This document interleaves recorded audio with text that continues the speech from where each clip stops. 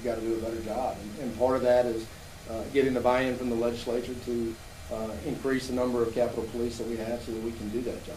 And I'm confident with their support that we will get there. I can tell you earlier today I met with law enforcement officers throughout Hinds County and Jackson and trying to improve the way in which we communicate with each other so that we can be more responsive. That's right down the road from where the governor lives. And I don't know if he has any comments about it, but he knows. I know he's passionate about it, and I'm passionate about it. And it's something that I can assure you is going to be addressed.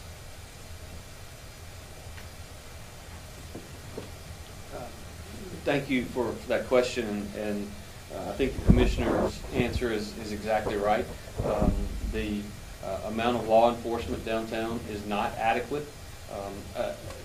Capitol Complex Improvement District and the law enforcement associated with Capitol Police was, and I know this well because I was involved in the conversations from the beginning in the creation of the CCID. It's supposed to be a complementary force. The Jackson Police Department still has primary over downtown and all of the city of Jackson. We didn't create the CCID to take over the law enforcement. We created it so as to be a complementary force, and so we're going to have to continue to work. Obviously, there are a lot of good men and women that work at the JPD. There's just not enough of them, and I'm afraid if we are successful in convincing the legislature to double the size of the force at CCID, and we get to 150 officers. The latest number I heard out of JPD was they had less than 200 officers for the entire force, and obviously that's not an adequate number. Yes, what occurred last night is something that needs to we got to get control of it, and it's going to take everyone focusing on not only having a greater law enforcement presence, but we need members of the community to be engaged and involved. And look, we've seen marches in downtown, protests in downtown of people from all walks of life marching together, saying this violence that is occurring is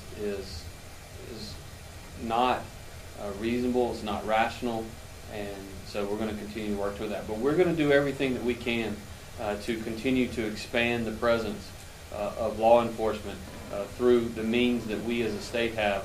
And I know that the Hinds County Sheriff's offices, they're often, Hinds County SO is often downtown as well. But as you mentioned earlier, this literally occurred less than 2 blocks from JPD headquarters.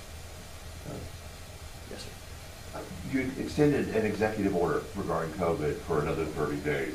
Could you speak to that? Do you think we're 30 days out from being done with this, or 30-day window at best? Well, obviously, as we've said numerous times before, the extension of the emergency order gives us some additional tools, telemedicine being one of them. Dr. Dobbs' ability to manage from the health department's perspective is another one. Access to Mississippi National Guard is a third advantage. And then finally, while I don't think it's 100% necessary, it's certainly helpful that as long as we have these contracts in place for the external resources in our hospitals, it's helpful to have that emergency order online. The extension of it did not come with any additional restrictions, nor did it come with any additional mandates. It just gives us more tools in the toolbox to deal with this. I should point out, as you know, we reached a little over 3,600 cases per day over a 7-day average at our peak several months ago. Today we're down well below 1,000, close to 700 cases over a 7-day moving average, down approximately 80%. Total hospitalizations peaked at 1,667 at our peak. We're down below 350 today, and so I don't know that you meant to word the question like this, but the question being, does this mean that it's going to be over? I'm not sure that COVID as a respiratory virus is ever going to be completely over. I don't know that going to zero is a likelihood in America or anywhere else around the globe. We'll have to see what happens. But we do have to work hard to not only protect lives, but also protect livelihoods, and that's what we focused on. Yes, sir. Evan, I just had a follow-up to Sure. The question about the situation that happened last night, the drop-by shooting. I live downtown. I have others, friends who live downtown. We heard the gunshots.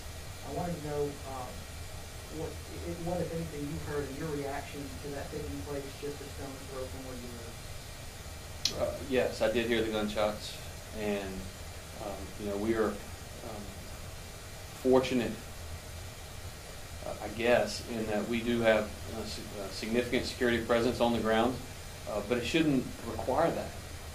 And so, look, we have dogs, and we walk our dogs outside, and so fortunately, at the time that this occurred last night, we weren't outside, but there have been times in the past where we've heard gunshots when we were outside, and so this crime that is occurring in the city of Jackson is a major issue for all of us, those of us who either choose or are living downtown. But the reality is, when you look around America, and you particularly look at the need for larger metropolitan areas to be successful, Mississippi needs Jackson to be successful. We need to see what we're seeing on Capitol Street right now.